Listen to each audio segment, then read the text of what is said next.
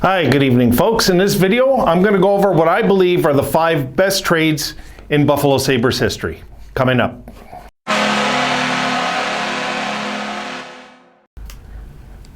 Okay, let's do this.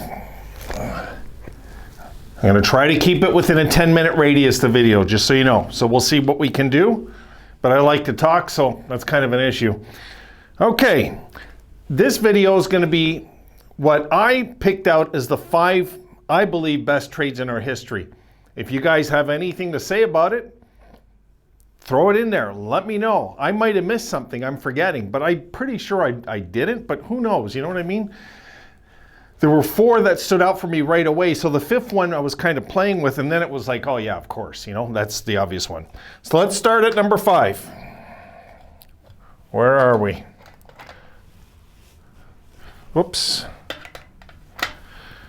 I'll go with this one because I know it's going to work fine. All right, number 5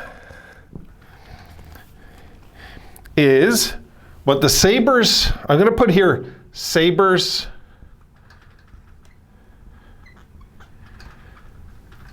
what the Sabres got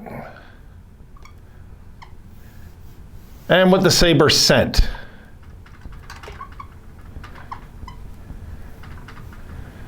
Okay? We'll do it that way. All right. And I'm going to put the year above it too, so.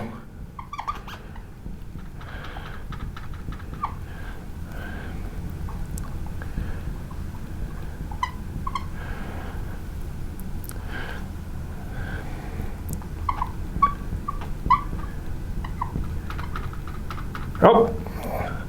How often do I do that? My God.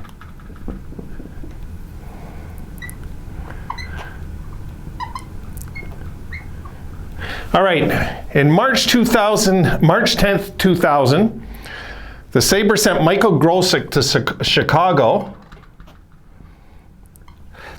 and in return, we got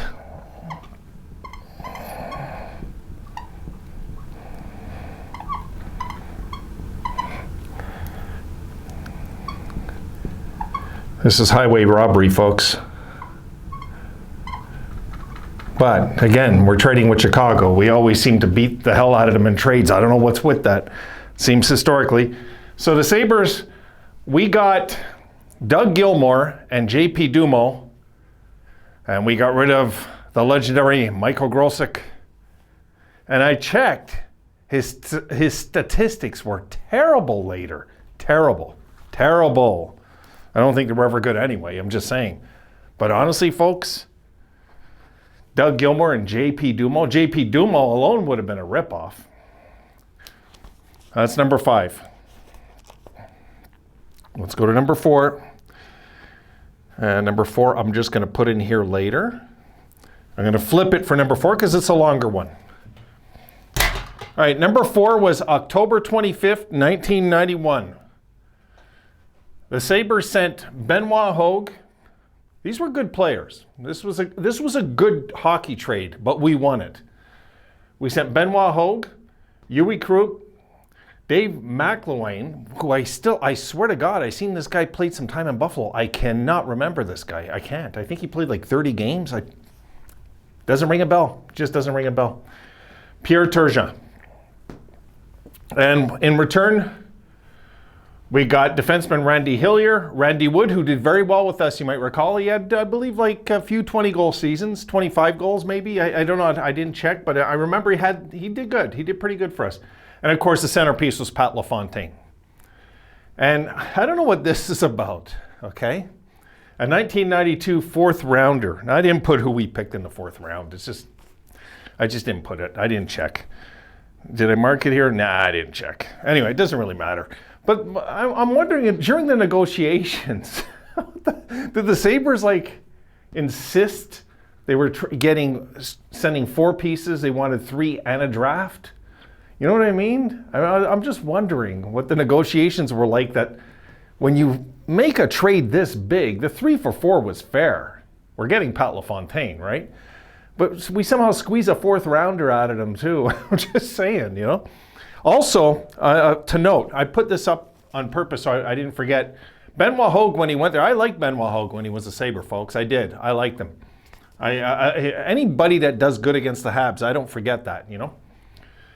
And he was pretty good against the Habs usually. Yui Krupp, of course, remember he scored that Stanley Cup winning goal for Colorado when they swept the Panthers when Quebec/Colorado became Colorado that year, remember?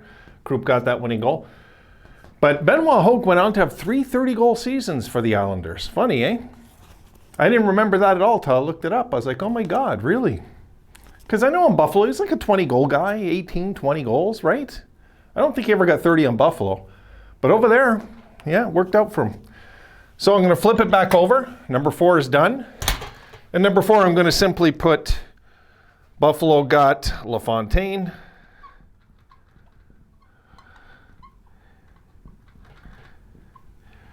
And Sabres sent Turgeon. But you just seen the bigger, you know, New York Islanders. Of course, we all know that, but still. All right, number 3. And I'll put the date on there also. Sorry, October 25th. I still remember where I was when I got this this news. I was at a place called Wilson Sports, and he told me, "You guys just traded Turgeon." I said, "You're kidding me." You know, like I was like, "Are you kidding me?" He goes, "No," but he goes, "You're going to be happy with what you got." I go, "Who?" He goes, "LaFontaine." I said, "Oh my God." I flipped. I was so happy with that trade right off the bat. I knew it would work. Number 3. Okay, this was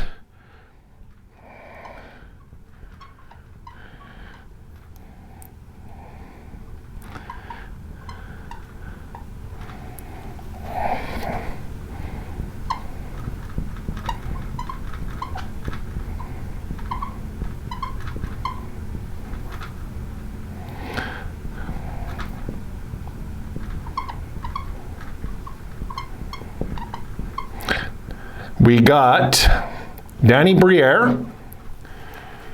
This was March the 10th, 2003, and we sent away Chris Gratton, who I was just starting to warm up with. I actually liked his work ethic as a Sabre. I did. I liked Chris Gratton. I didn't know much about Briere at the time. All I know is that all the people here in Montreal said, you guys just completely ripped off Phoenix.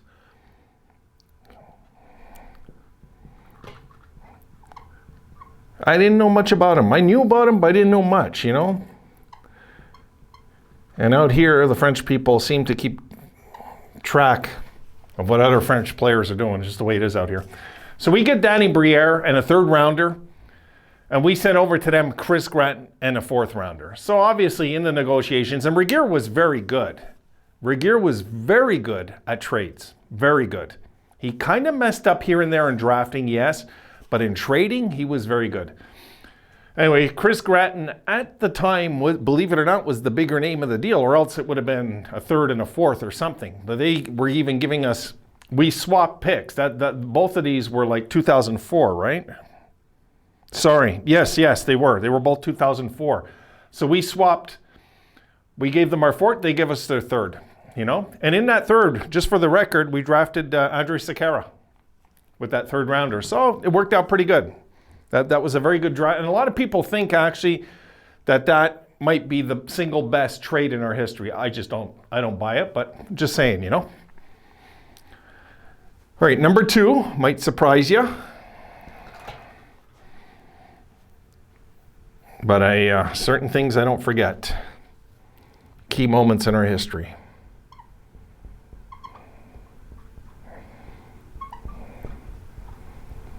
This has to go higher. It just does. Oh, I gotta put that's I'll put Arizona, you know, even though it's Phoenix back then. All right.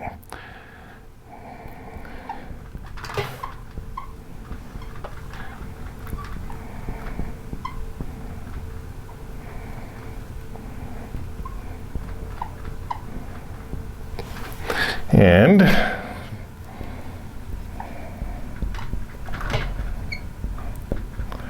folks, this for sure, in my heart of hearts, and my belief of beliefs, is number 2. The Sabres got Rennie Robert in a trade for Eddie Shack. And that not only gave us the franchise, the face that we have now historically, but it, of course, created one of the greatest lines in NHL history with the French Connection. You know, the French Connection never would have happened if we didn't make that deal. Imagine, eh? Scary to think, but what would have the Sabres made the 75 finals? Would have they been a winning team all those years? You know what I mean? We'll never know, right? But it's just fun to look at something like this and say, what if, you know? That, to me, way more vital than the Danny Briere move. And I loved Briere. I did. I was mad at him when he left. Eh? I wasn't impressed with that. I wasn't. Because he was really a Sabre. Briere was what you call the ultimate Buffalo Sabre, was Danny Briere. Killed me when he went and signed with the Flyers, too, of all teams. Christ. And number 1, of course, was there any doubt? It's a runaway for number 1.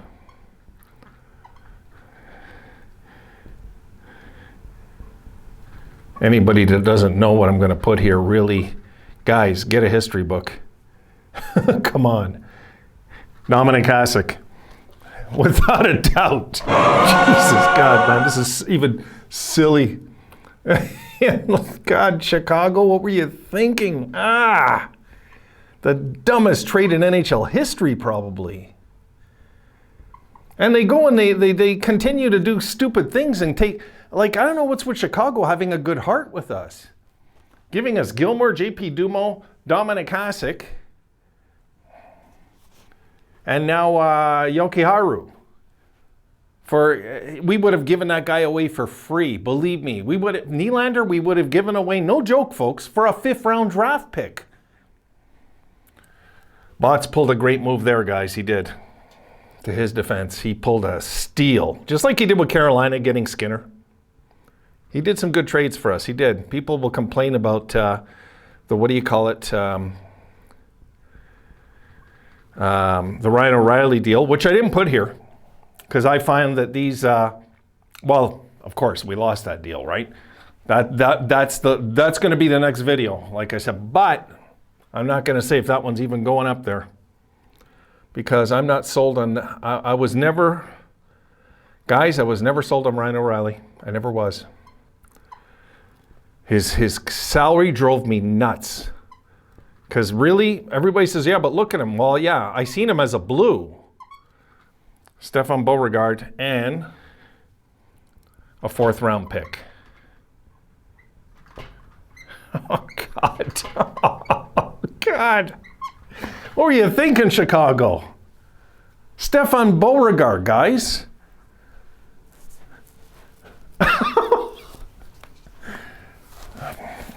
Unbelievable. Look, when the Oilers traded Gretzky, they made sure they got a haul back. When the Lindros fiasco finally ended, they got a haul back. But I'll tell you what, Chicago sure didn't. They got the amazing Stefan Beauregard in a 4th-rounder, guys. And that's that. Yeah, that was August the 7th, 1992. Unbelievable. Unbelievable. And that ends that. Hope you had a little fun with this. I'm going to do now the 5th worst trades in our history. And yeah, these, I mean, what do you guys think? Do you have one on here? Do you have one in mind I forgot or didn't spot or something, I mean, I looked at other trades we did, but there were good hockey trades. This was rip-offs, okay? Except LaFontaine and Turgeon. But I had to put it there because LaFontaine was really a lot better than Turgeon eventually. A lot better, Turgeon had a great career. He did. He had a great career. I'll never forget him as a Sabre, ever.